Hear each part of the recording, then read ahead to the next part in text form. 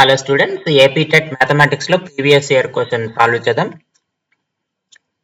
If the selling price of 50 articles is equal to the cost price of 40 articles, then loss or gain percentage అని అడుగుతున్నా. అంటే 50 వస్తువుల selling price మనకి ఎంత అంటున్నాడు, 40 ఆర్టికల్స్ కాస్ట్ ప్రైస్ కి ఈక్వల్ అంటున్నాడు. అయితే ఇక్కడ మనకి లాస్ వస్తుందా గెయిన్ వస్తుందా, లాభమా నష్టమా, వస్తే ఎంత పర్సెంటేజ్ వస్తుంది అని అడుగుతున్నాడు.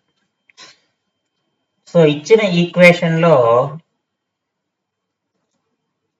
50 articles selling price is equal to 40 articles cost price. So 1 article selling price అంటే ఒక వస్తువు అమ్మిన వెల is equal to 40/50 articles cost price.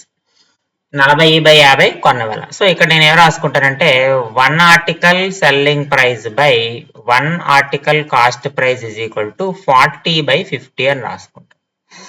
లేదా selling price by cost price is equal to 4/5. ఇక్కడ చూడండి అమ్మ, కాస్ట్ ప్రైస్ నాకు 5 రూపాయలు అయితే సెల్లింగ్ ప్రైస్ నాకు 4 రూపాయలు అయింది.